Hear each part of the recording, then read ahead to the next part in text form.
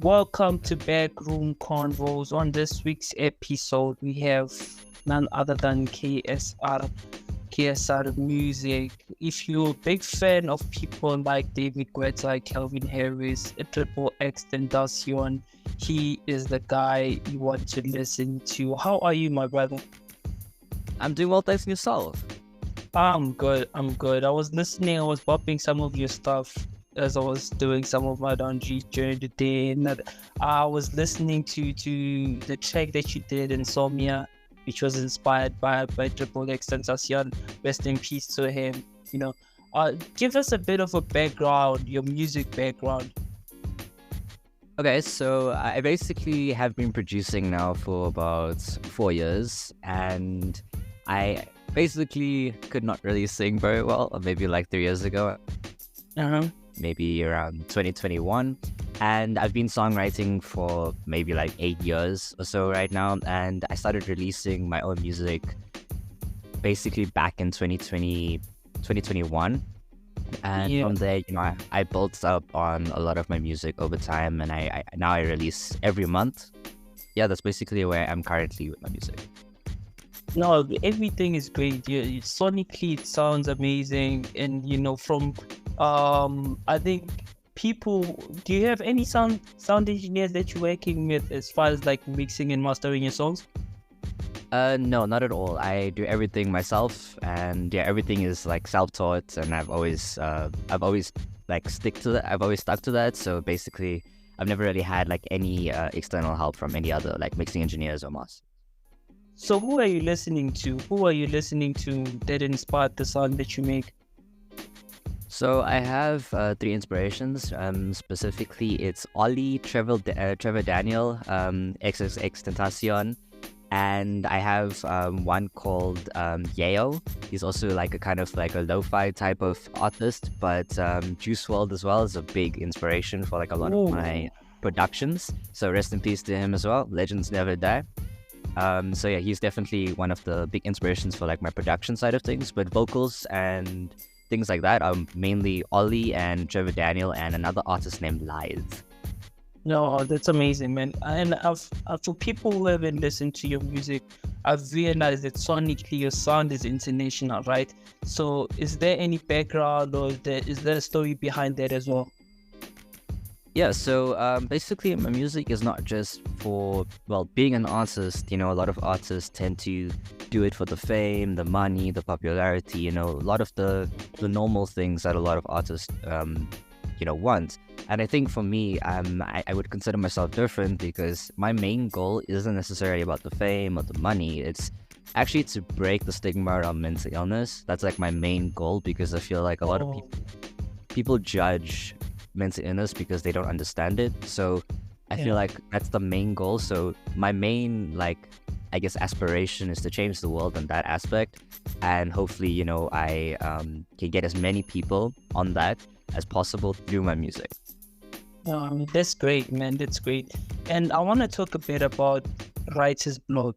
I also do write music, and I do a bit of production here and there, and I know that writer's block is really a thing. Like, how do you go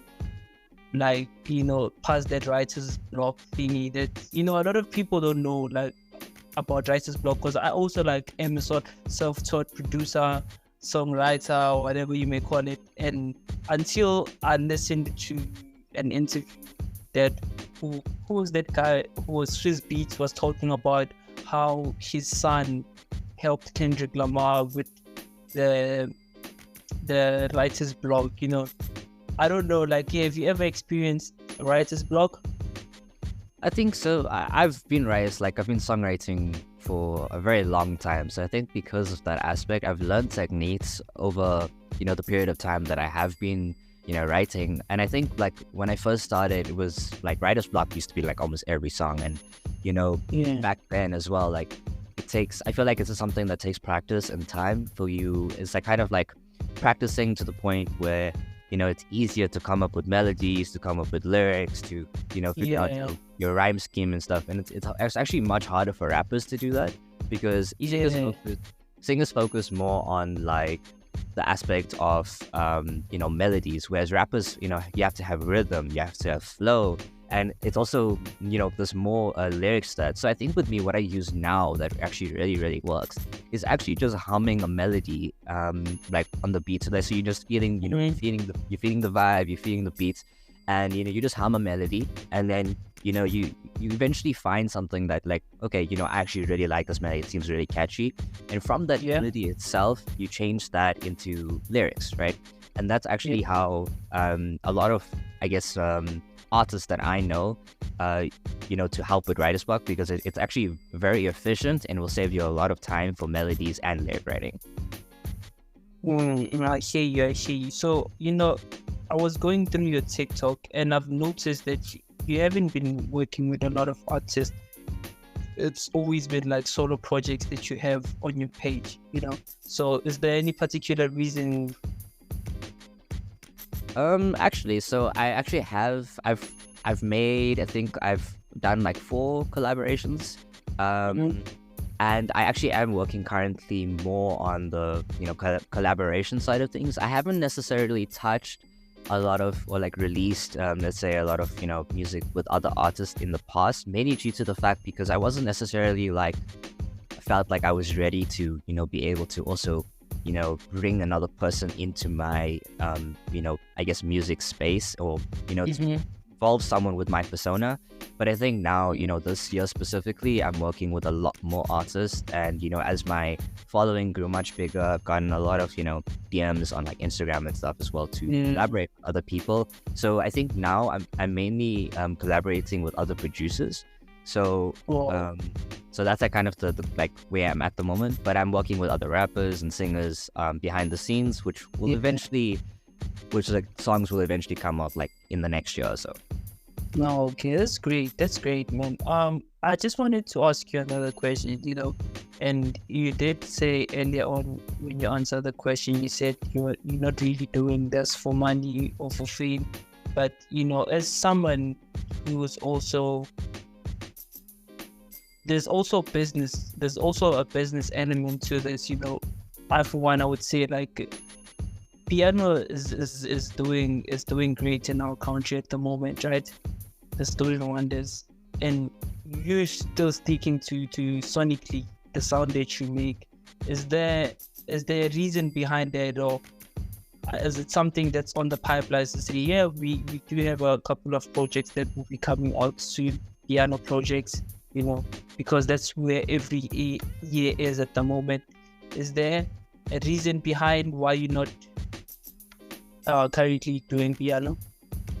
Honestly, I think that, so I'm a person who, enjoys a lot of music genres. I think like I am also quite different in the sense because I do a lot of genres of music. So like, I do UK drill, I do pop, I do R&B, I do EDM, and actually, surprising that you mentioned I'm a piano, is like I do have tracks that I'm working on, but it's kind of not necessarily like the South African specific inspired. It does have the elements of it, but it's like kind of tweaked with also my style, so I kind of have like a little twist, but I'm still incorporating piano in actually in my songs. So it's definitely stuff that I'm working on. I'm definitely trying to be a bit more like also trying and experimenting with other genres and not only sticking to one. But at this moment in time, I enjoy what I make, and that's where I am at the moment.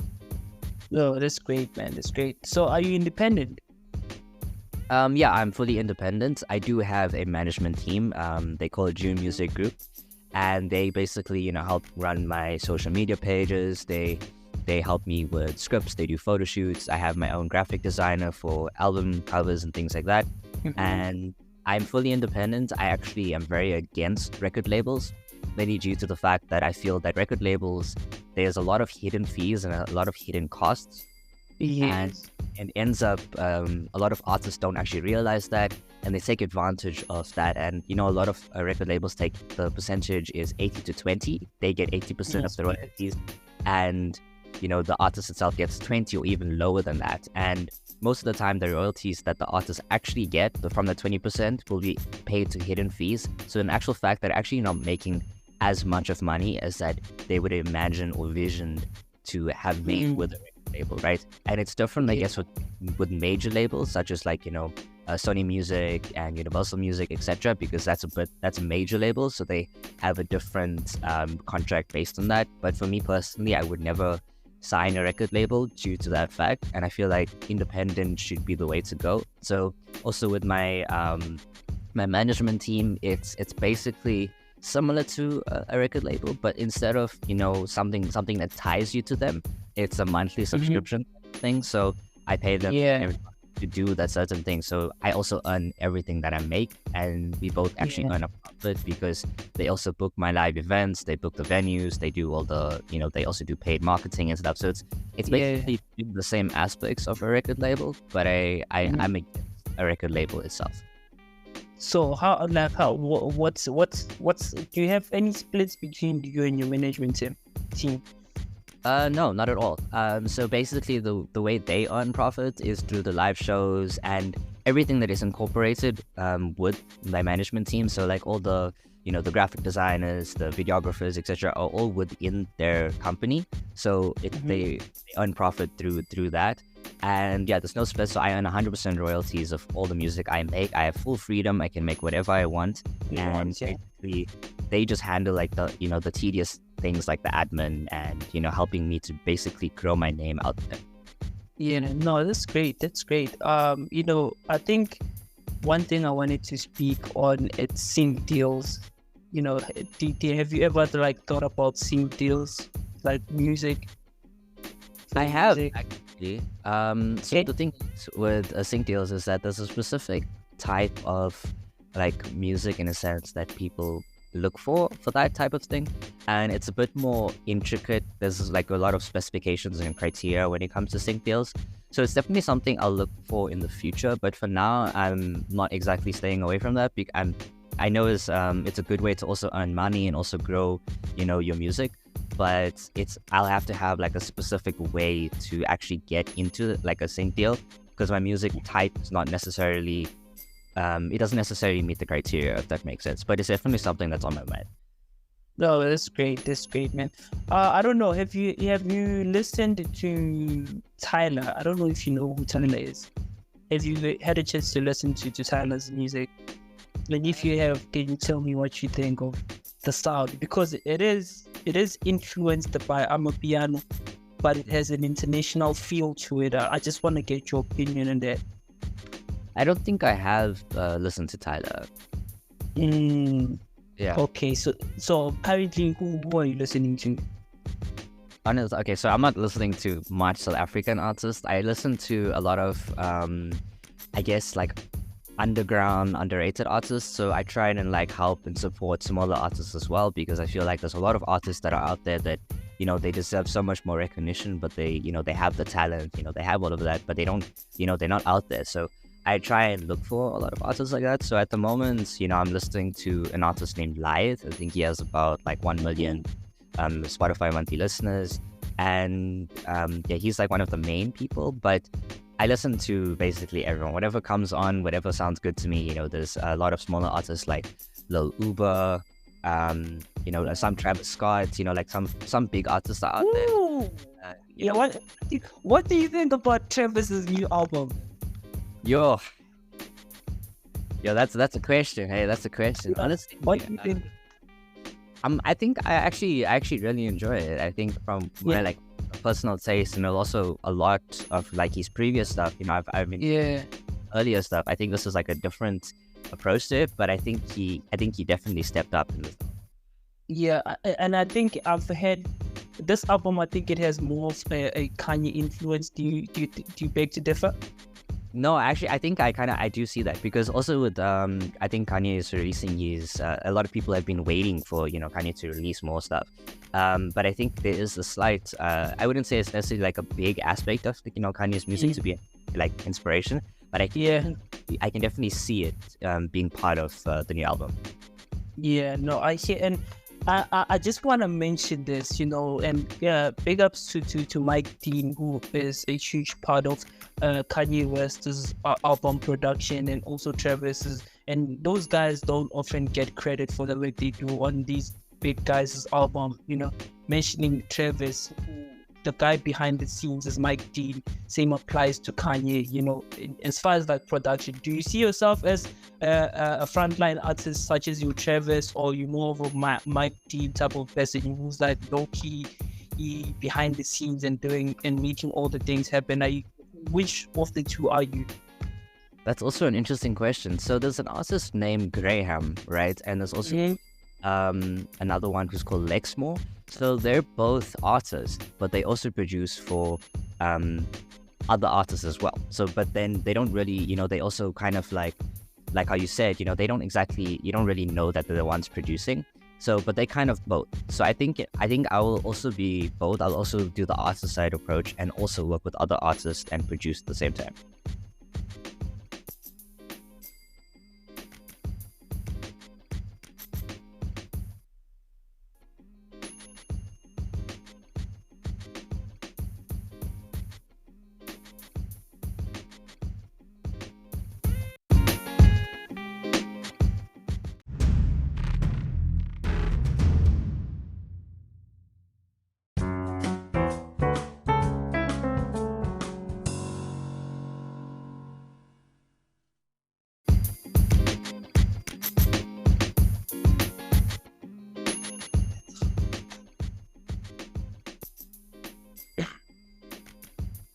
Welcome back to Backroom Convos. I do apologize that, you know, on the first segment we got cut.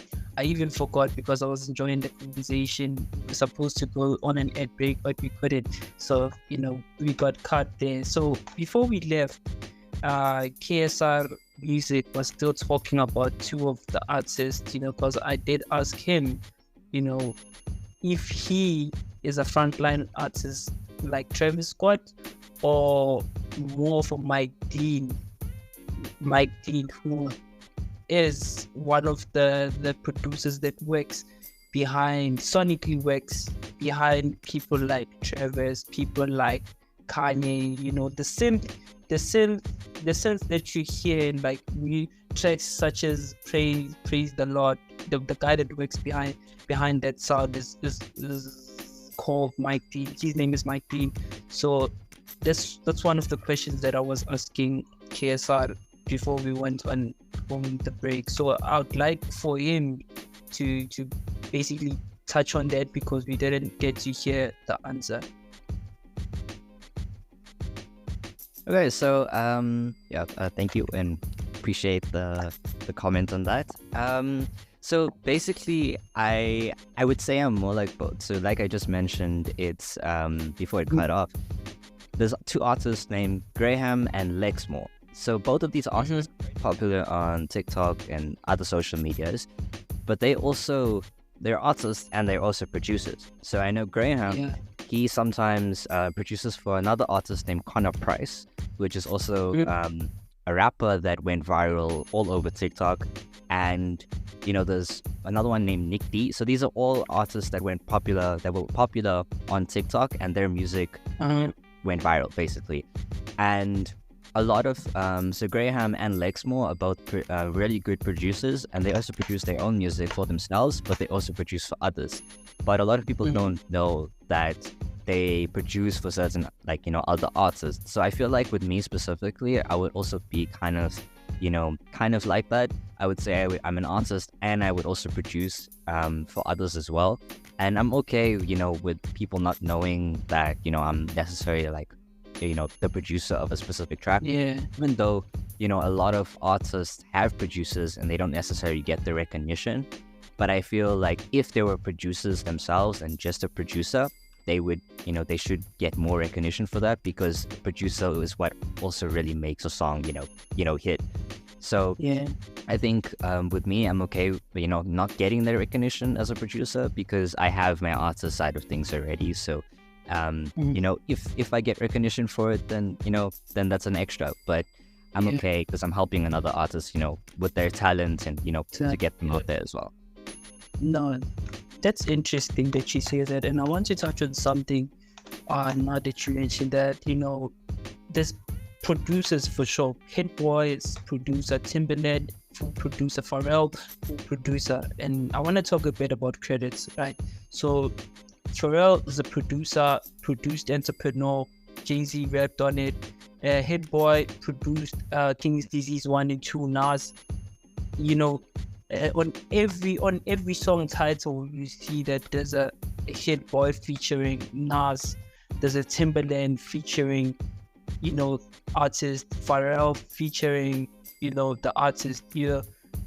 Do you also want that same of that kind of credit to say there's KSR music, on the credits to say KSR music featuring whoever the artist is, be it Pharrell or be it Jay-Z, to say KSR music featuring Jay-Z? Do you want that to be frontlined on every song that you've worked on? See, that's also another interesting question. Depends of how much work I've actually put in, to the actual song itself, because I know a lot of producers, work with other producers, and sometimes, it's a bunch of producers working on one track, right? Which a lot of people don't know. But if it's myself working specifically on, one song with one artist or, a few, but I'm the, the main producer, I think that it's very important for, myself to be either, in the description or, on the title, at least as, as featured.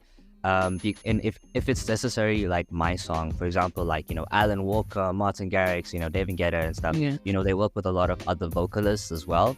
So if I were to, produce something, I think it would be good to have both myself and the other artists to be featured, because I think it's kind of like a 50-50 effort, because if I'm also, working for the production and, doing all of that, that's like the foundation for the artist to be able to, do melodies and sing and write lyrics as well.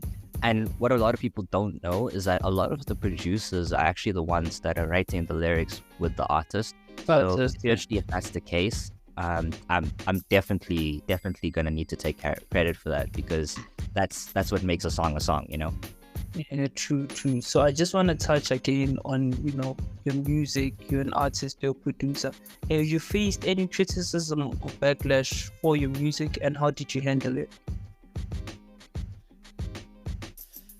Most definitely. I think, like, if you listen to mainly like my first few songs, basically the year before last, so 2021, around November, December. So I've released a song called You Never Mind, Fantasy. There's a few, like Sleeping in the Storm, Graveyard. There's a bunch, just to name a few. Back then, like, I was still learning, so I was producing, but I never really touched on vocal production, right? So it was very early stages of getting like a better setup. I used to have like a terrible microphone. I used to work with what I had, and I tried to make the best of that, right? So I think definitely back then, a lot of people, complained, okay, you can't hear my voice in the track, it seems very like samey and this and that. I think I've definitely got like a lot of criticism, even currently now, the fact that I'm much bigger, I guess, artist from then, and I've grown quite a bit. I do get some backlash, and there's always going to be haters, there's going to be people that hate my music, but that's their opinion. Everyone's entitled to their own opinion, and they have their own taste. So if they don't like it, they don't like it. But I know that I have majority of my following is people that enjoy my music, and that's what matters to me. So even if I did have hate, I wouldn't necessarily like get back at them or have spite. I would just be like, okay, I respect that. That's what you think, and if I enjoyed what I do, so I'm gonna keep doing what I do. But if it's something that I feel that, for example, like, a lot of people did say that, okay, my voice was getting lost in the mix. And back then, I just didn't really know how to, necessarily get that vocal production quality, like the quality enough to be, music industry standard. And I think now it's much better, but I know that, there's always still space for improvement. So whether I get criticism or not, I'm not going to take it to heart, but I just know that, there's always space for improvement. So I can just work towards that.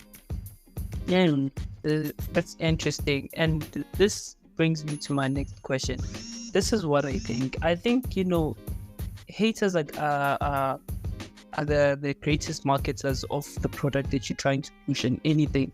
They get you to your target audience, and I'll use one person as a reference point, because I think everything in this life is reference point. Anything that you you want to reference, you can, the airplane, whatever. But then at this point, I would like to reference Casper. Casper with fill up, the first fill up he did. He wanted to do the first fill up.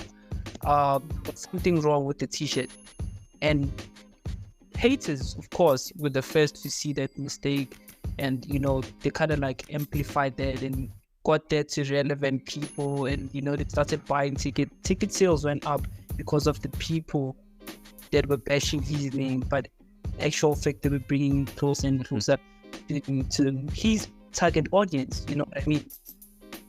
So this brings me to my next question, which is, do you think, having faced so much criticism and backlash, it's necessary for your own personal growth as an artist and producer? Oh, definitely, 100%. Because I think without, if it was too, a lot of people, are generalized to the point where, okay, they can't really sing, or, they can't really produce, and they only, take in all the good stuff, then they become egotistical, and then, it gets to their head, and, they're not actually seeing the real, the reality of, where they are currently. But I think, the good, the hate and the criticism and stuff, I think it's good for artists because it kind of keeps that balance. You have your good and your bad, but it also it helps you improve, to know what you can improve on. And I think what's good is also on my TikTok page, it's my second account. It's called Dragon Reborn. That's where I usually test out, and see what music works and what doesn't. A lot of the hate and stuff I do get there, I usually use that in the next video, and I'm like, okay, this is the comment that I got. Okay, I'm gonna kind of prove you wrong. Okay, I did better. It's not a thing that I guess defines an artist, but I think it's definitely something that's important to make an artist improve themselves, be better. That's interesting. So how do you balance your artistry vision with commercial success and mainstream appeal? Success and honestly, I think it depends, per artist, but I feel like myself, it's just basically, I guess, getting my, at the moment, it's basically just getting my name out there, and to the point where I have enough following to be able to do live shows. Live shows is a big aspect of, I guess, my music journey, to be able to, just interact and have this, bond with people that enjoy my music, because I understand that a lot of people who do listen to my music from, personal experience, and from people who have messaged me, saying that they've, my music has helped them in, whatever they're going, they feel like they're not alone because someone else has gone through something. Because a lot of the lyrics I write are quite melancholic and quite sad, and, kind of tells a story. Yeah. So I feel like with regards to that, if it helps one person, I'm happy with that, because then I know that, my music is making a difference. And that's my main goal at the end of the day, is to help people. So yeah. Yeah, that's great. So what's your ultimate goal and aspiration as far as you being an artist and producer? I think it's just, I think I did mention in the first segment, is the KSR movement, basically to just break the stigma around mental illness. That's the ultimate goal at the end of the day, is that I want to be able to live in a world where people with, depression, anxiety, PTSD, insomnia, BPD, bipolar, you name it, right? To be able to be like, you know what, they're human, but that does not mean that they're the mental illness themselves, right? So I feel like that's the mindset that I want to change for a lot of individuals, because society has brought this false reality and false perception on people with mental illness and mental health, that they are the problem, but like I said, they're not the mental illness themselves. Great. So I just wanna, ask you, you've been making music for 4 years now, do you have any tips for any upcoming artists? I think so. A lot of the startup, artists and producers, I would say, it's at that point when you're still starting out, I feel like quantity is better over quality. The main reason why I say that is because the more you do, the better you do get.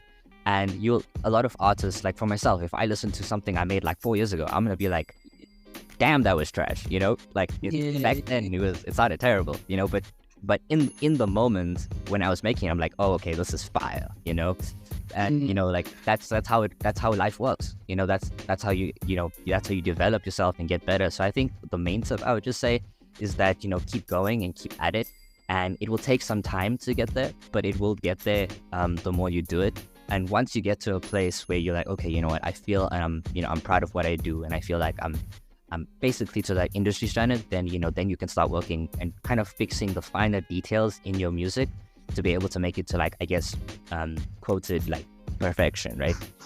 Yeah. To a point where you can spend more time at, like, the finer details, but that's more on, like, a later approach. That's what I've been doing now, but back then, I just used to, like, make tons and tons of music. Like, I think I have over like 500 projects that are just unfinished. Like I have a lot of stuff, but it took all of that to be able to get to where I am. And the nice part about it is, like, if I do listen to something back then, I'm like, oh, okay, this has potential. I can go back and I can go, like, okay, let's change it up. Let's like reinvent it. Let's work on what the skills that I have now that I didn't have back then, and I can make what I did back then into something that is better than what it, like, basically to the standard where I am now. No, that's very interesting. For people who just joined us now, on the line we have KSR Music. We've had it for the past 30 minutes. I'm so sorry for that. So when we come back after the break, we'll be asking him more questions, and we'll ask him 5 questions that you sent through to us to ask him after the break. Stay tuned.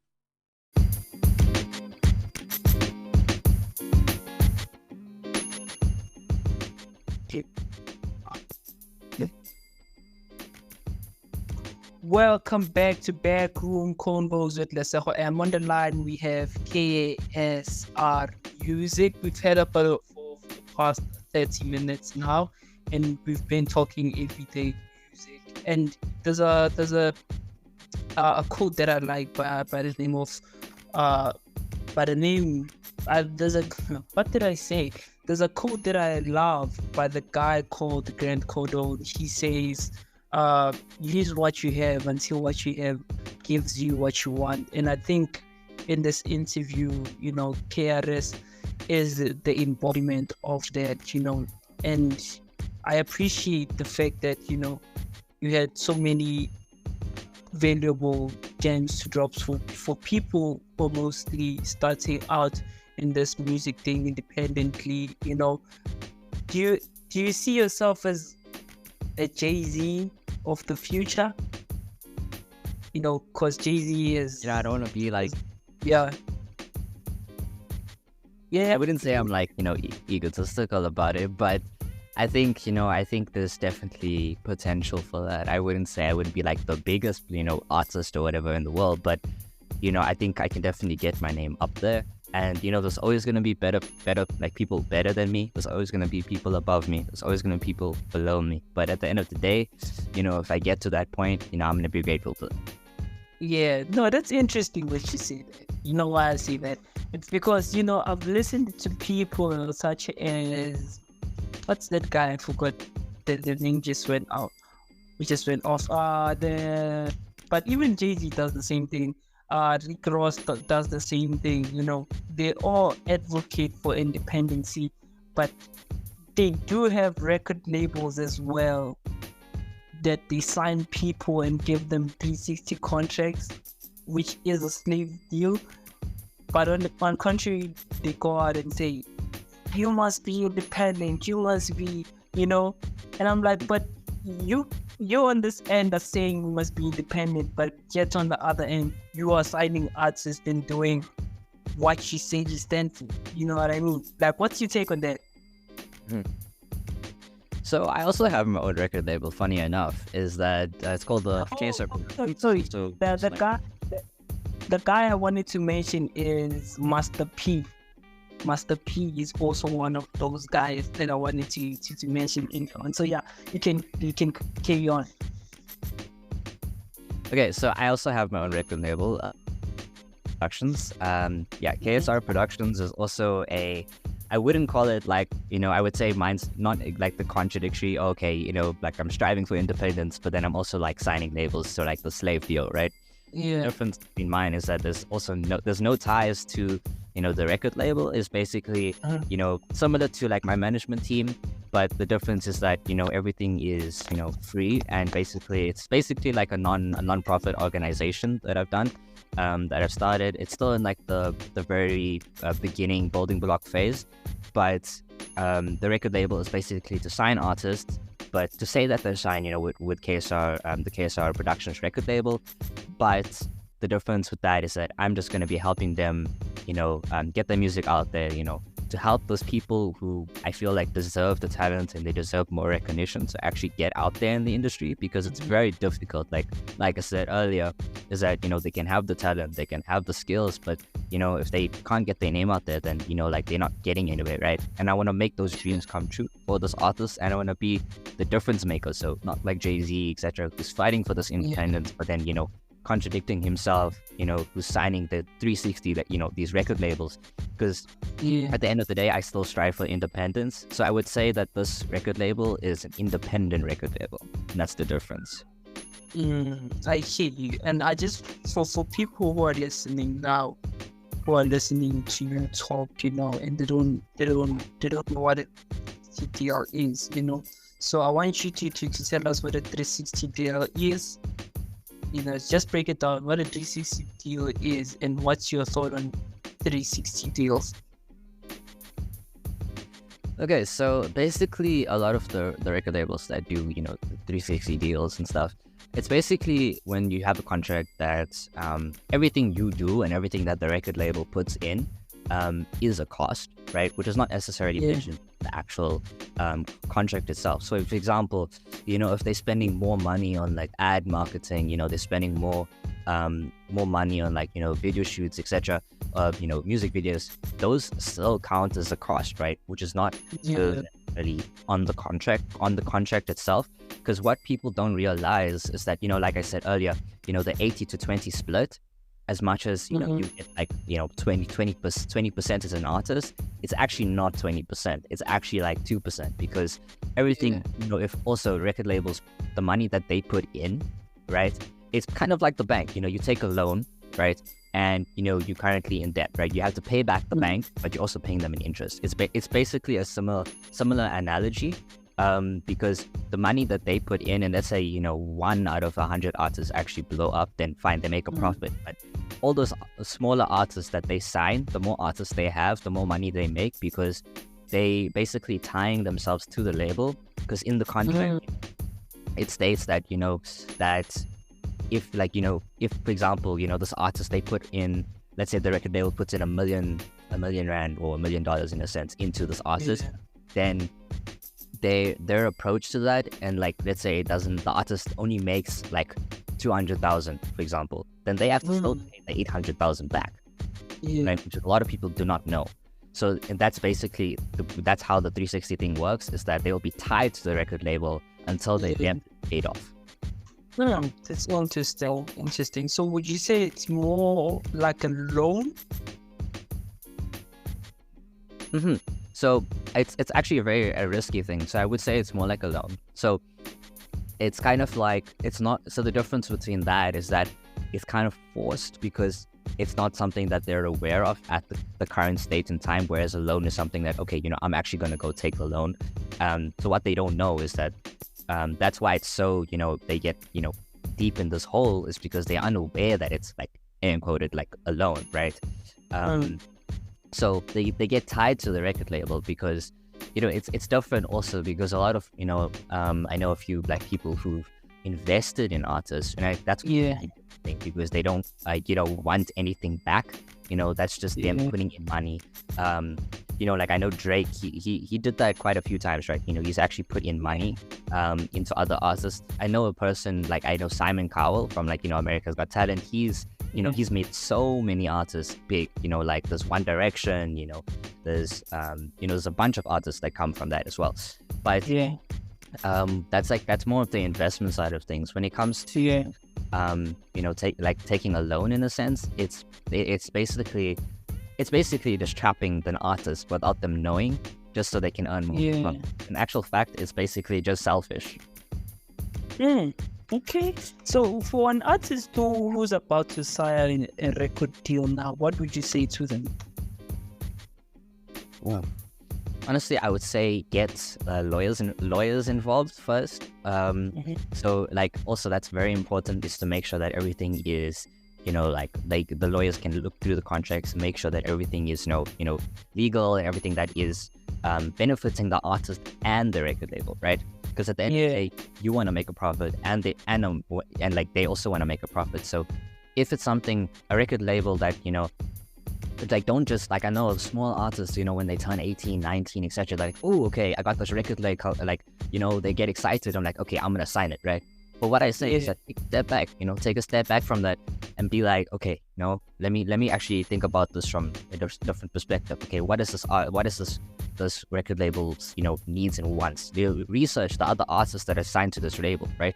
Do more research into that, because I would say for smaller artists, don't just jump straight into it. Don't just go into the deep end, because that's going to trap you early on, especially young artists like 18, 19, as much as they're adults and they can make decisions for themselves.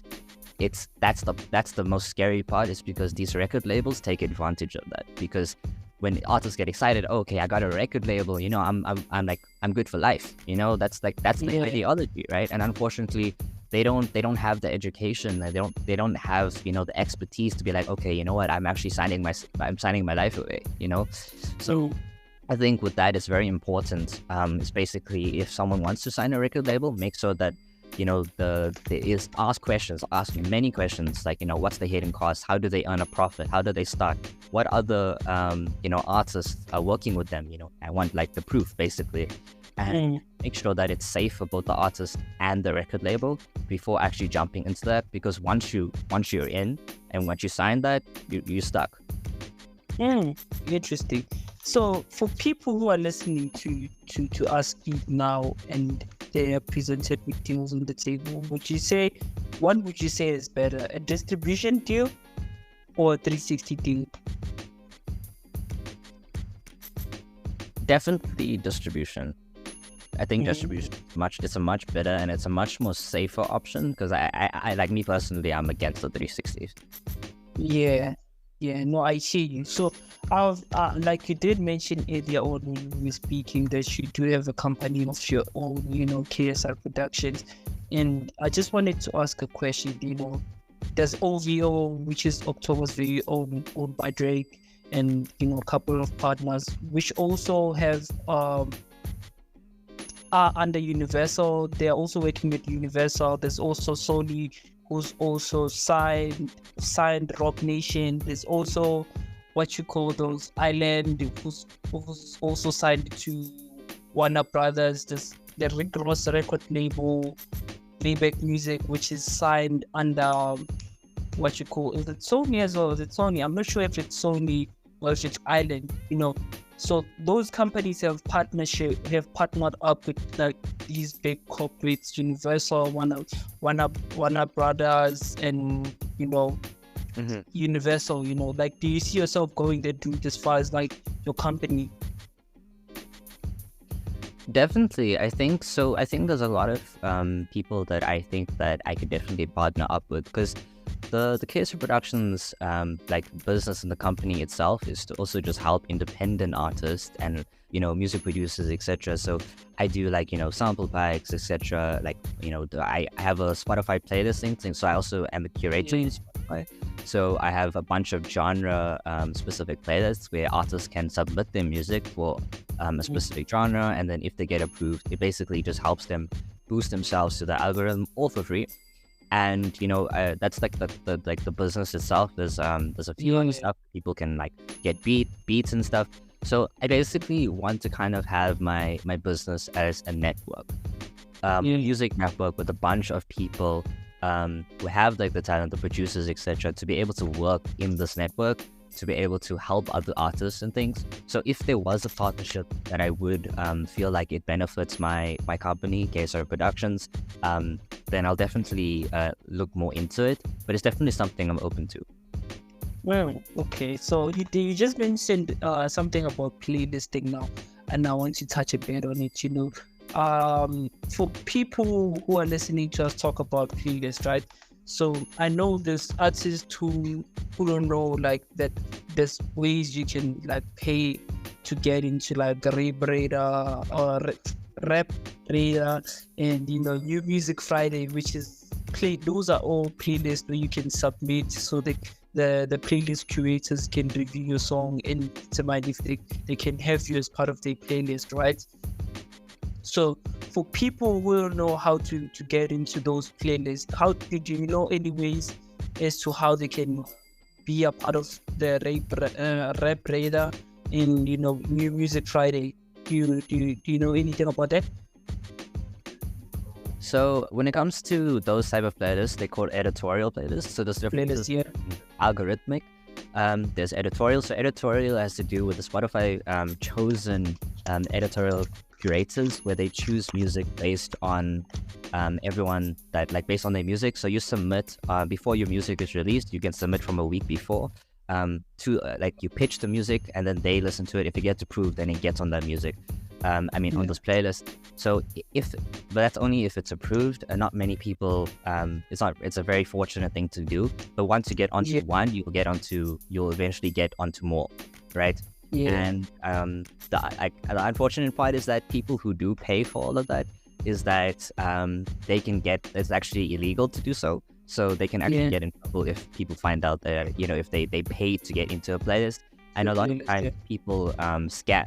A lot of people scam artists. They get an email or something. Okay, I'm gonna put your song in this playlist. It has 3 million followers or something. I'm gonna boost you.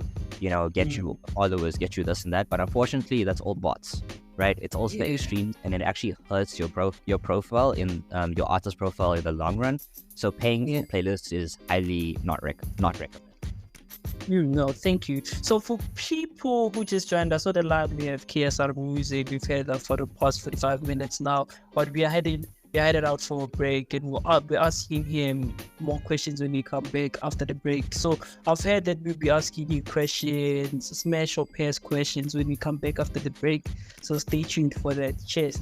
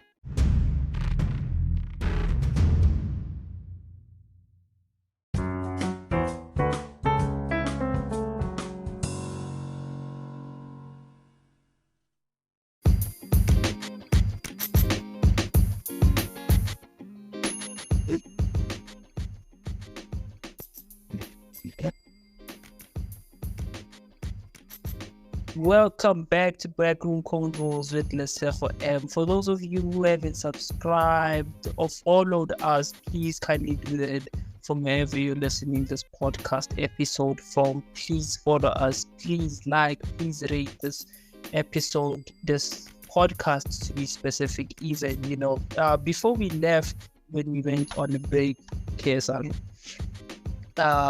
you did mention a bit about bots, and that's what I want to talk about, bots. So there was a report that came out. I think it was from the UK. I'm not sure which university it is. They were researching something on bots, and they found that artists such as Ellen DeGeneres, Ariana Grande, Kim Kardashian, I think he's part of that list. They found that a part of the following that they have on Instagram, they found those to be bots, and I want you to talk on it. Obviously, Ellen DeGeneres did come out and clarify that he knows nothing about bots or how that happened. But I want us to talk a bit about, bots, and there's someone who might be listening to say, well, having bots is very useful as far as social proof. When brands want to work with you, they see the following and whatnot, and that's like an entry level requirement, to have a huge following. That's good for social proof, but on the other end, it's bad for your organic growth. So I want you to tell us a bit about what bots are and where do you stand. Either it's good for social proof and your thoughts on it being a tool for social proof, and your thoughts on it hurting your organic growth. Just please touch on it for people who don't know. Just break it down for us. Yeah, so I think when it comes to bots, it's kind of like a good and bad. So like you said, getting that, let's say you're a business and you want, people to trust you as a business, then, you kind of want, then people to be like, okay, I can check the Instagram page. Okay, they have like 2,000 following, then they can more likely actually gain an organic following from the bot following, right? But it does have its drawbacks, because at the end of the day, those are not real people, and it really hurts the algorithm in like Instagram, whether it's like followers, like fake followers like that, TikTok or any other social media. But even like Spotify, there was a time where my account on Spotify, there was actually bot streams, right? Now they do eventually, it is normal for artists to get bot streams, but they do eventually get removed if they're detected by Spotify, and they get removed. But the problem with the aspect of that specifically for the music industry is that especially Spotify works in a specific way where the people that like your music, the rest of your music gets pushed out to similar people that actually like that genre or style of music, right? But when it comes to bots, then your music gets lost like completely. It doesn't get sent anywhere. It only gets sent to people that are also listening to other people who have botted streams, right? Which is kind of organic, or any safer play, because that's at the end of the day, that's you just building up. You're building basically a broken building, right? That's it, and it's eventually gonna crumble down. So even when it comes to like Kim Kardashian and etc., a lot of these big people out there, they have a lot of bot followings, and sometimes it's not even like on purpose. To be fair, a lot of people create the bots, profiles and stuff, and have the system where they can put these bots into the the accounts. Sometimes it's literally just to kind of get them into trouble as well. To be like, okay, I'm going to report this account because they have bots, right? And it's quite easy to actually identify whether their account is botted or not. But like that's basically for smaller accounts. When it comes to like big people like the Kim Kardashian, etc., into their following, it's difficult to go like, okay, they have millions of followers. It's not like everyone's going to go through each and every single person on their following list and be like, okay, this is a bot. Right, so when it comes to that, not as it doesn't hurt the bigger people, but I would say so that in that case is not necessarily bad. But when it comes to smaller people, and especially people can pay other people to, okay, I'm gonna pay a bunch of profiles and stuff. I know Fiverr does this, the part where you can freelance people to like social media markets and stuff. Is that a lot of people also don't realize is that they advertise their things to be organic and it's all safe and everything, but at the end of the day, it's just like it does not make sense. Even for TikTok, right? You'll see there's 500 views on a video, but then there's 1,000 likes, right? Now that doesn't correlate or anything, right? There's times where like, okay, there's like a video that has like 20 views, but then this person has over 2,000 followers. Like it doesn't, you know, there's obvious signs that you can see, especially people starting out, they're desperate because they're like, okay, they're impatient, you know, they want this end goal, but they want to rush things. So if anyone is listening, I would stay away from bots, whether you're a big social media celebrity or whether you're just starting out. At the end of the day, I feel like it has more negative than positive. Yeah, no, I see you. So what are some of the tips that you would give to people who are listening to you? Bro, you have a decent following on TikTok and views are pretty nice, you know. Like, what are some of the tips you'd give to people who are thinking about, you know, going into TikTok or growing their TikTok accounts? So basically, TikTok works in a specific way. So, like learning about this with my management team is that TikTok has, you know, the attention spans of people on TikTok are very short. Like, you know, they're like dogs chasing squirrels, basically, right? So, you have to catch that attention. So either have something that, you know, hooks the person watching so they can watch the rest of the video. So like whether that be like that, it has to be a short thing, like kind of like you're going fishing, right? The people that are watching are the fish, right? You just gotta hook them in. You have to reel them in some way or form, and that's usually how TikToks actually really do well. It's very rare that a random TikTok will do, you know, really well. So sometimes you will see starting out, okay, you'll get a video that's 100 views, but it's also a hit and miss. Right. Once your account is started, like, you know, okay, you see what works for you. It can be different. You know, people had different styles and different hook ideas. Like with me on my second account, that's what I use to experiment to see what works with me. So I use hooks and I use like the AI generated voice thing as a hook sometimes. That's how, like, you know, you see what's trending and you see what kind of works as you and yourself. But also at the same time, you want to do something that you enjoy.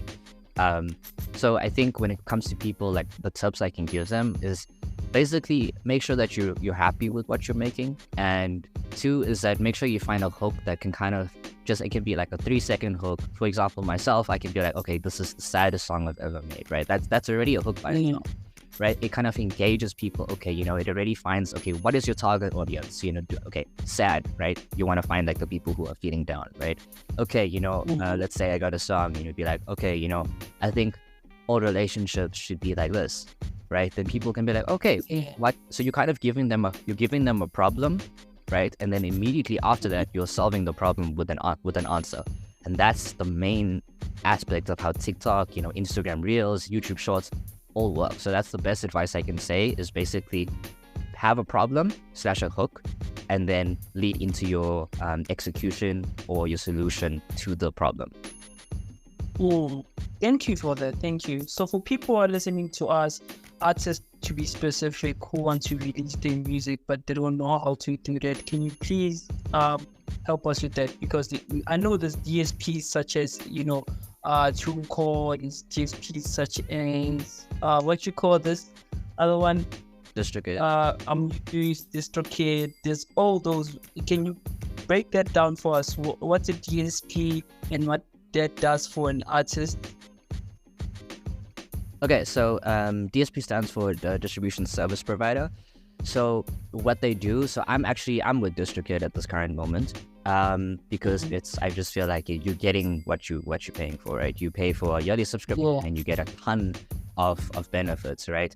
Whereas you know, there's obviously more expensive ones. So with DistroKid specifically, yes, you have to pay, but you get a lot of like extras with you're getting what you pay for, right? Whereas like Amuse, for example, you know, the free option, there's a lot of free options that are out there for like artists who want to start out just to get their music out there, you know. And there's like Amuse was the first like DSP that I started with when they just first started, right? And then eventually I moved on to DistroKid. So I think when people want to get their music out there, having a good distribution, like a DSP, to have a good one that they feel like is necessary for what they want to achieve, so their goals, etc., for, you know, their music. Okay, let's say I want to release a song every week, you know, for example, then something like CD Baby or TuneCore, right, which you pay every single release, you know, to get it out there, then then it's kind of like you're wasting a lot of money. Whereas like DistroKid, if you want to release albums, you want to release unlimited music, then sure, like DistroKid is the way to go. So like, and that's also if you're independent, because the record labels and stuff can also like, they do all of that for you. So it all depends on the artist itself. But at the end of the day, like my recommendation is, it also depends, like, okay, you have to ask yourself questions, you do some research beforehand, what is the benefits, what's the, like, what's the drawbacks, okay, DistroKid versus TuneCore, DistroKid versus CD Baby, music, etc. And you kind of have to see, what works and what doesn't. So yeah. No, thank you for that. So now I noticed when I was looking into platforms such as TuneCore and CD Baby, on their latest plans they do have publishing, but you pay for that separately. And I want to talk about what publishing is for people who don't own their publishing or want to know what publishing is and how it works for an artist. I want us to talk about that. Can you please enlighten us? Okay, so the way it works is that, so a lot of like artists don't really understand, or like, just in general, like people don't really know what publishing is for like an artist in the music industry, etc. But basically how a music publisher works is that it basically, on the behalf of songwriters or composers or producers, etc., they collect and then pay out all of the royalties from like the music that you make, right? There's then like royalties is another topic, but the way like certain things, for example, DistroKid, though you earn 100% of your royalties, right? So they don't earn any like rights or commission, etc. for like your music. So I know like it's I think it's CD Baby, but if I'm not mistaken, but like I know for them, per release they earn like 5% of the publishing royalties, right? So you get a bunch of different royalties as well. I'm not like too, I guess, educated on like the specifics, but I do know there's like mechanical royalties, etc. But also having publishing rights is basically you own the master mastering, the master track of the song, like, or basically it's your original track, so people can't necessarily buy it from you, etc., because it has your intellectual property. So then it's basically owned to you. So that's your own full publishing rights. But it also depends on like the distributor. Sometimes they get 10% of the publishing for them to pay you what you earn, but then they get like 5% or 10% of what you make. Okay. No, I think you've answered my question. I think for people who just join us now, on the line we have KSR Music. We've had her for about an hour now, and we still have to get to the Smasher Pass Artist Edition, but we'll get to that when we come back after the break. Stay tuned.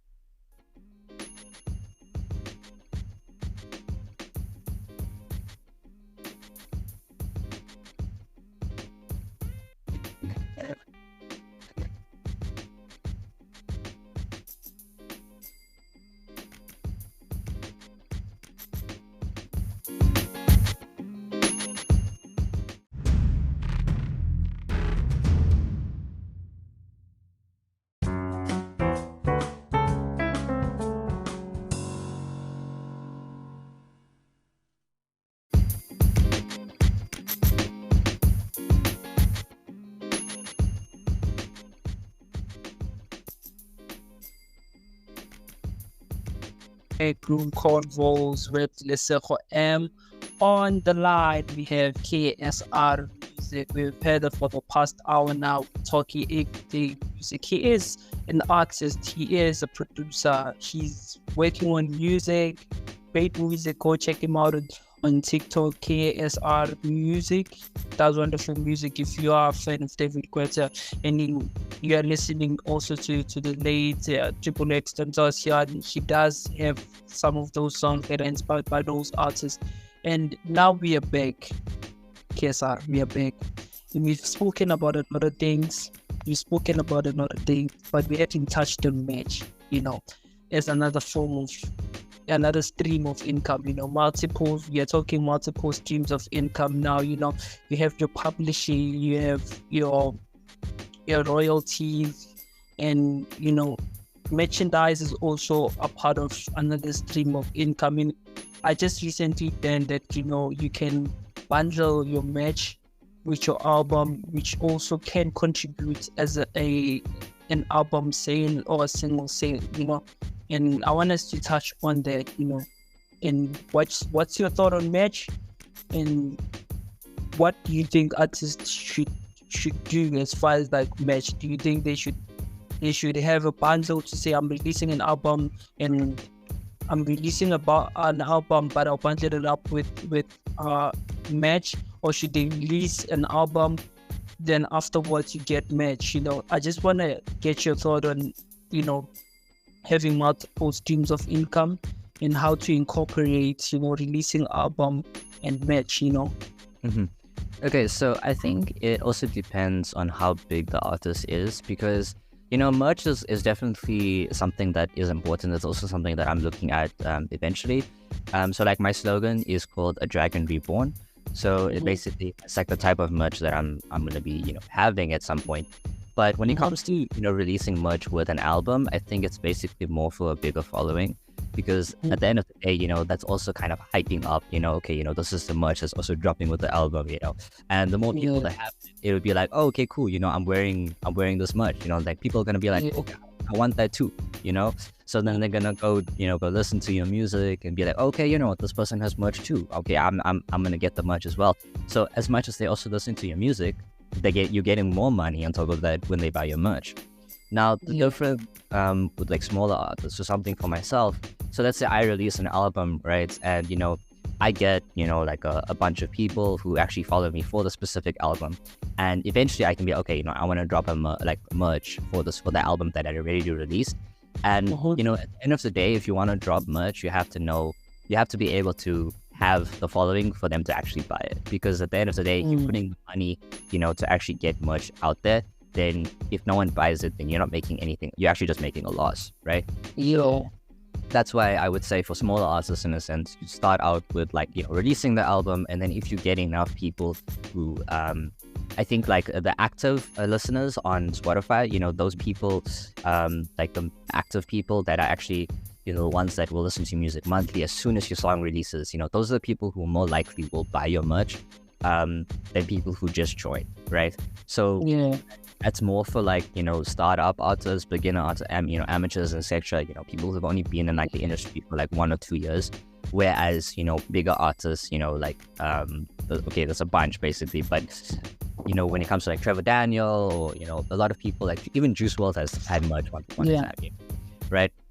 So like when it comes to bigger artists like that, and that's a different aspect, because they already have the following. So if they already drop merch, they can be sold out in like the next hour, so that's a whole different, I guess, ball game itself. So also when it comes to like incomes, so you can earn from merch, but a big aspect of earning like income is actually from live shows. Live shows is actually so as much as you can earn from like Spotify, Apple Music, etc.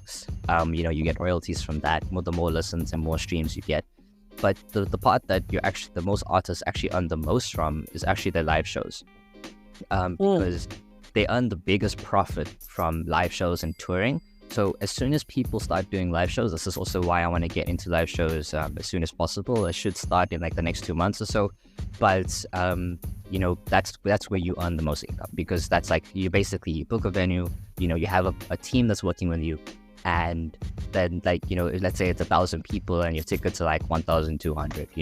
That's a lot of money already, like just for one show, right? And some people have like 2 shows in a day. Some people have like 6 shows in like the 3-day span. Like John Legend came. Imagine Dragons.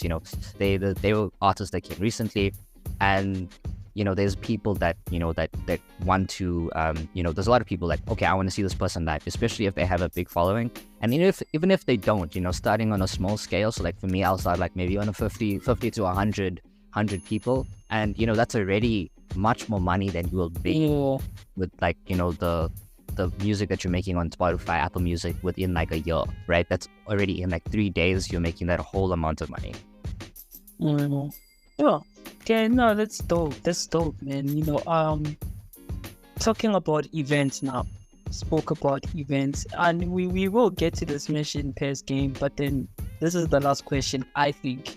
So I want to get to the live events thing since you brought it up. Like what are some of the biggest shows that you want to be a part of in the future? There's your ultras where you get your bigger artists. So what are some of those shows you wish to be a part of in future? Well, okay, so as a producer myself, my dream is also to, I don't know if you know Tomorrowland, which is a big event, right? Big festival, right? And I actually want to be able to DJ, because a lot of my, like, I do produce a lot of EDM music, and I don't release it. But I have a lot of EDM music, from slap house to, future bass to big room, basically the stuff that you play at EDM festivals and raves and stuff, right? Yeah. So that's the type of like, marshmallow type of like, type of styles. So that's definitely something like Tomorrowland is like definitely a must. But when it comes to like performing and artists and stuff, working, performing or going on tour with artists, like another like artist, like I mentioned, Trevor Daniel is definitely an artist that I would love to perform with, and building up from there. But I don't think I have like a specific necessarily, okay, I want to be this, like Ultra, for example. I won't necessarily be like, okay, I want to be specifically for Ultra. I think Tomorrowland is the only like specific one. So if I get to the point where I'm like, like collabing with a bunch of artists, etc., and we go all on tour, like, just being there to be able to interact with people that enjoy your music, to be able to interact with different ideologies from other people and other artists, because everyone sees a different perspective, right?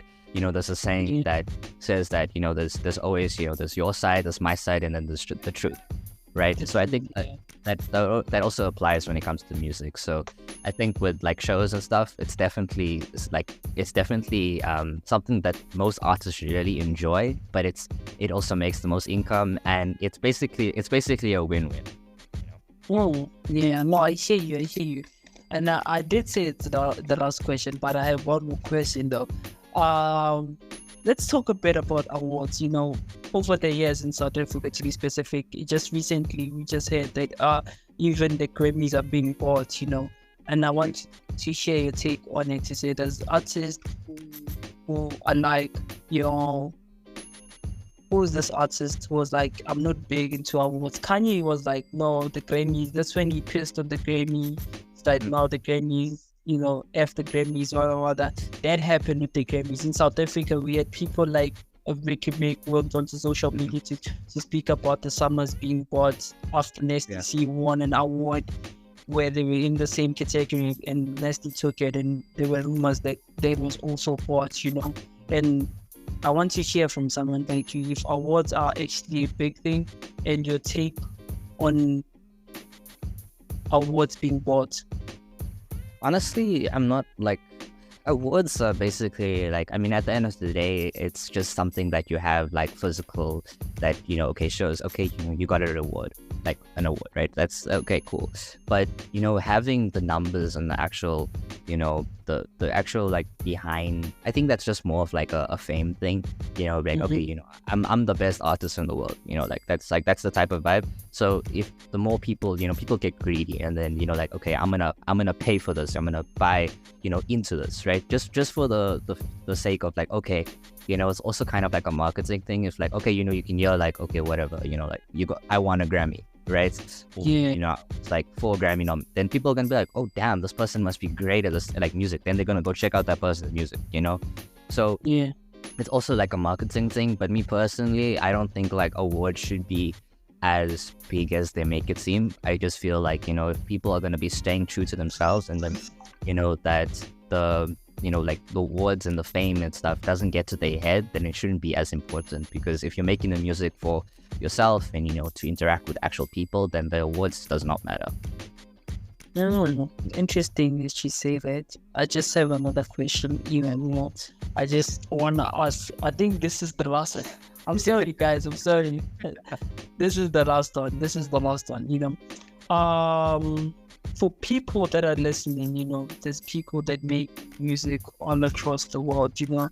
What are some of the things that you wished back then that you know now, and you feel like up and coming artists should know about?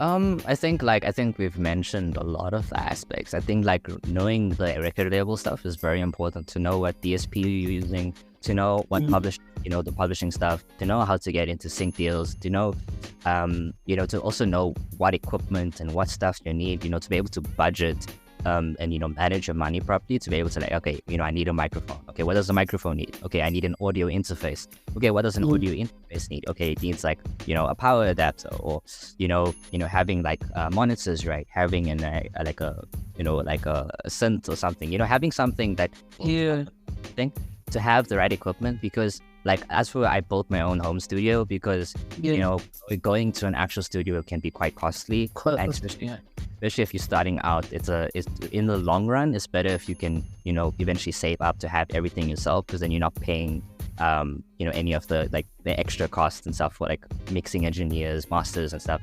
That's why I wanted to learn everything myself, so I can do it. I don't have to pay someone else to be like, okay, do this, do that. If I can do it myself, I don't need anyone else. Yeah, no, that's really powerful. That's really powerful. So I want to talk about, you just mentioned that you have your own home studio. Let's talk about budget. For someone who's starting out, how much are they looking to spend into building a home studio? Well, if you're looking at getting like a proper, at least like an i7, PC or like laptop or something that at least has like, 16 gig RAM, minimum, it's very good, because that really helps with music and stuff. So that's like costing you around like 20 to 30k already, which is, I know it's a lot, but that's like, you can still work. Like my laptop at the moment is kind of very old, like it's only a 2 gig RAM, right, which is actually not the greatest, but I make it work. So even if that's the case, that's okay. So I think with my setup, I've bought like 6 microphones now, and I'm working. This is the 6th microphone that I have, and I basically just started off from a very small budget. I literally bought like the first microphone was like $300 of Wish. I know Wish was all the places. It actually, surprisingly, it actually came, but that was where I bought my first microphone, because it was cheap. Okay, but I made it work, right?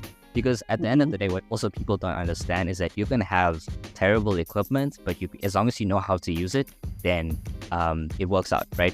So I'd say a startup, you can literally like even below like 2,000 Rand, that's it's like how much people can literally start out. You can even start like I literally, when like 2 years, like not even, when I was 14, right? I literally made music from my phone.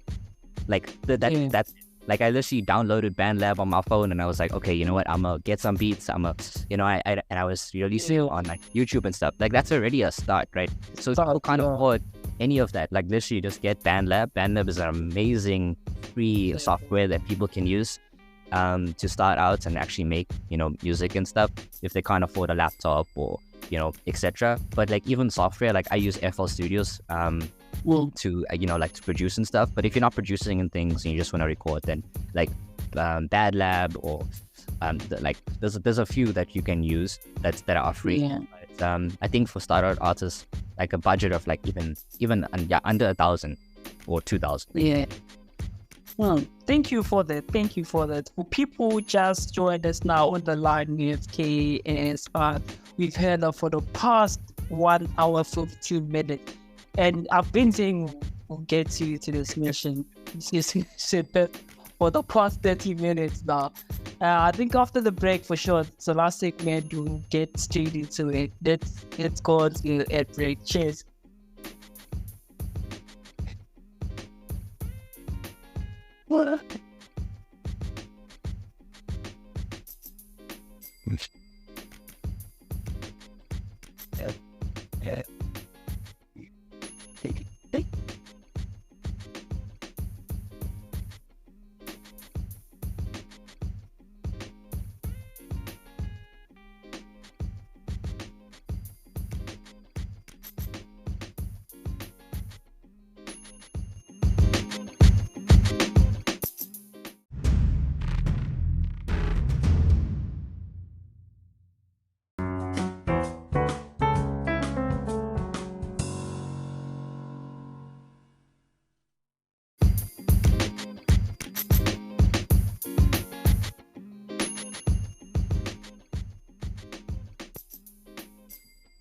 Welcome back to Backroom Convos with yourself and on the line here, KSR music. We've had it for the past 15 minutes, and now we are getting to the special pairs.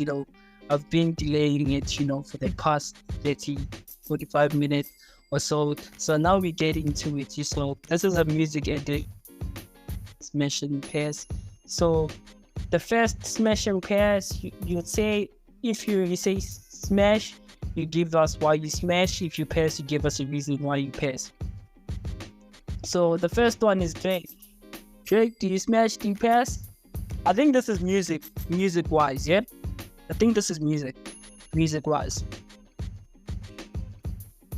Yo, Cause like the previous, like the one, he kind of fell out, like the previous. So but he came back. So Yeah. But I'm gonna say a pass. Yeah, I think mainly because of that one L. It just that threw it for me. Yo, you passing Drake. Yeah, bro. Yeah, man. I know it's shocker, but after that one. Yeah. Okay. Second one, Taylor Swift, smash or pass? Smash, mainly because of the songwriting and the storytelling and the way like not necessarily like the singing and stuff. It's mainly because of the songwriting and the way she does her music videos, and mainly the songwriting. That's mainly like aspect of what I like about Taylor Swift. Yeah, so just an interesting fact that people don't know. Taylor Swift's 3 albums are part of the US charts, top 10 charts for many years now. It was 4 albums. It was 4 albums. I think now it's about 3 albums. I'll check the data, the charter data. I think they did mention that Taylor Swift is something like 3 to 4 albums that have been in the charts for like 2 to 3 years now. Yeah, alongside your Kendrick Lamar's and your Drake's even, I thought that's interesting to put in there. But the third artist is Post Malone. 100% smash. 100%. I think a lot of the song that's actually got really popular on my my second Dragon Reborn TikTok account was inspired by Post Malone. So definitely he has a very unique the vibrato. He has a very unique sound, and I think especially when the time when he released Circles was peak Post Malone. So he's also a person when you do live shows and you see him, people think he's weird, right? But he's just being himself. So I also love that about him. So definitely a smash. Yeah, I definitely hear you going the Post Malone thing, because sonically you do have similar sounds in a sense, But yeah, I've seen a couple of videos of him with fans. He's quite a great dude, outside of music and all that, the Hollywood shit. He's actually a great person, So the fourth person is Beyonce, the queen. That's obviously a smash. I mean, come on, that's obviously a smash. Since day one, she's me. Yeah, bro, she's Beyonce, bro. Yeah, of course, who Beyonce? Bro, I don't know share anything, bro. Anything Beyonce goes with me, bro. Yeah, for real. Beyonce all the way. That's all the way. The fifth artist, Ed Sheeran. Ooh, I know Ed. I've been to his concert, so 100% smash. I think when he was one of my favorite artists, his songwriting, the fact that the way he plays the guitar, everything is ever since he started, and the fact people don't expect when Shape of You was released, that was the number 1 song on Spotify. When he started rapping, bro, damn, people didn't realize is that Ed Sheeran was actually a rapper. He was literally a guy at the side of the road, and he used to just rap and make stuff. He was very swag in a sense back in the day. Yeah. He has his own style and stuff, so definitely a smash. Yeah, no, I like Ed, bro. What he does with live concerts, bro. The fact that he knows how to play everything, bro. He sings, he plays, bro. Yeah. he's a complete artist, you know. Ed is dead. And I was listening to one of the interviews where they were interviewing him about the songwriting. You know, it's like, yeah, just write the first song and take it out. Write the second one, take it out. And don't be as gay as you were saying as well. Like your first when you start up, it won't be as great as the product that you'll be doing in like 6 to 8 years, you know. Yeah, there'll be a difference because there's growth behind it. You know, he was talking about the 10,000 hours rule. You know, you need to apply yourself. You know, you need to apply yourself to what you want to achieve. You know. Yeah. So he was basically talking about it. Shout out to XXXTentacion, by the way. Billie Eilish. 100% a smash as well. Like, I think when Bad Guy, you know, came out as well, and you know, her style and her voice, you know, like with this whisper tone, but also this dark, melancholic, and you know, even her brother Phineas Eilish, yes, you know, he's like, he produced amazing songwriter, but like it's also an amazing song. 100%. Like, and now, like he writes a lot of Billie Eilish's, you know, he writes with her. Oh, bro. Like hits. Yeah. 100%. And I think I'm one of the few people who didn't know who Phineas was until I got to watch the documentary, and I was like, oh, I actually like this dude. When it's like, he also releases his own music as well, so like, you know, even style and stuff, like I feel like it's also really underrated. And you know, Billie Eilish is like the, you know, the, I guess all the lights and stuff are on her and the glitz and the glam, but you know, Phineas is like in the background, but he does a lot for her. So, bro, yeah, I kind of like that about Phineas as well. Yeah, he took the what was it, the Grammy? Yeah, he took the Grammy for the soundtrack they did for James Bond, the James Bond theme song. Took a Grammy for that. You know, shout out to him. Yeah, took a Grammy for that. Khalid, special pants. Also smash. I think like he's like back, even like when you like, I don't know if like Better, you know, young Brunk, no, what is it? Young, I forgot the name, man. But yeah, I know what you're talking about. Yeah, you know the song. Yeah, you know the song. Right. Oh, it's Young, Dumb and Broke, right? Even back then. Yeah, that one. You know, that was like, that's such a vibe. You know, I feel like his vibe is just like, he's just like, you know, if you want to drive down, like just driving late at night, you know, just want to play his music. Yeah, definitely is. Yeah, no, I feel you there, Lord. I feel you. He does have like the unique thing about him to say, like, there's no thing. For me, how like I consume Kenneth's music is the same way I consume his music or Summer Walker's music. You know, it's different. You know. Number 8, Ariana Grande. Smash. And the reason why I'm saying that is like the way she sings live and the way she can sing is insane. Like insane. Like, you know, like she's like the Whitney Houston of like the 20th century, bro. Like 21st century. Like that's like her whistle notes are so difficult. The fact that she can do that live, right? With she like she's an amazing singer. And to think that she was acting in Sam and Cat on Nickelodeon back in the day, to see where she is now, it's absolutely insane, because she's like literally one of the biggest artists like out there, and I think she definitely deserves where she is.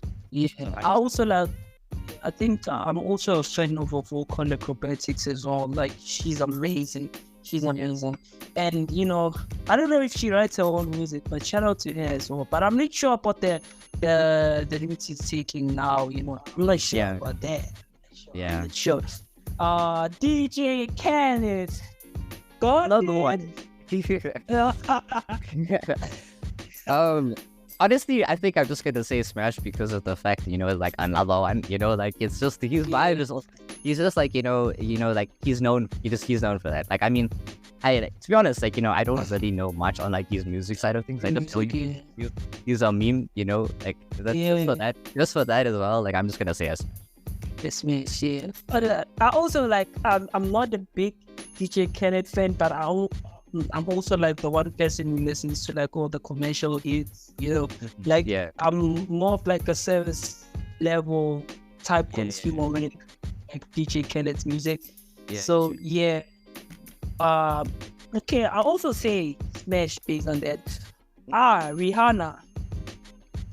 That's also a smash. I mean, like, Yeah.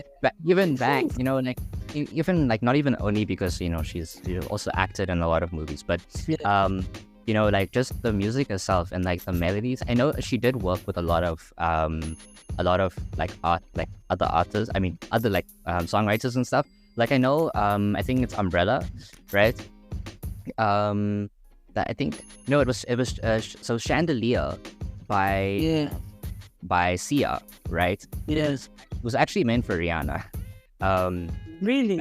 Yeah. So the original like that's what a lot of people don't know is that you know, and she didn't want it. So you know, then eventually Rihanna got on. Like I mean, you know, like yeah, Rihanna didn't want it at the time, but you know, like I'm also gonna say smash because like you know she's also had big hits. So she does. Plus, what she's doing with the Fenty brand is amazing. Yeah, you know, I like her as a person as well. And shout out to her. She has a set ASAP Rocky, man. Shout out to them, man. That's the last of the Smash and Pace artist edition, bro. I just like to thank you for joining me on this episode, man. I think this episode was very wondrous to listen to it. And you know, I just urge every artist to share this with like the community of artists who are looking to grow, to learn. You know, I think this is the episode to listen to. And I thank you again for joining me, man. Thank you so much, man. Like I think it's an honor and it's a pleasure to be, you know, with you. Like Lesego, I promise you, like honestly, even though it took 40 to 50 minutes to get to like the smash of it, but you know, it was honestly a vibe, you know, like just you know, and you know, I'm learning. I think this as well. I think people who listen to the podcast trust me with how we select our guests, and you know, bringing such conversation to them. I think they appreciate these kind of questions because they might know an artist or two who's going to write a blog. They don't know how to get over that. You know, they know an artist wherever they are, but they don't know how to get their music to DSPs. They don't know what you know published is 360 thing is. And if there's a podcast that you know talks about such things, you know, I think they'd appreciate it more because not every day you get, you know, episodes or podcasts talk about music the way we went in depth on everything. And having someone like you, man, I think we could also appreciate having you and have the visuals, the video, just to get you in studio so people can see, you know, can put the face to the voice. Appreciate it. Thank you so much, man. I think I'm just full of all the, you know, the rest of the listeners. I just want to have like a little quote, like a KSR quote to remember. But it's basically, rather be hated for who you are than loved for who you're not. Oh, that's powerful. That's powerful. Oh, sure, man. Can you repeat that? Repeat that? Rather be hated for who you are than loved for who you're not. And that's how we end this amazing episode. Cheers. And